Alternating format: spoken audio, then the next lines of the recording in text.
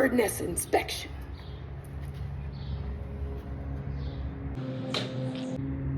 Empty, yay! We can safely remove.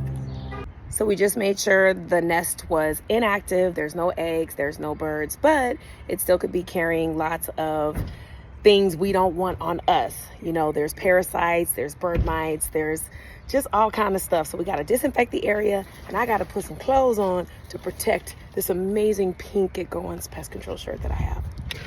Now that I'm suited and booted, we have to disinfect the area. So I have to put a respirator on so I'm not breathing in any of the chemicals from what we're using to disinfect, and nothing from that nest.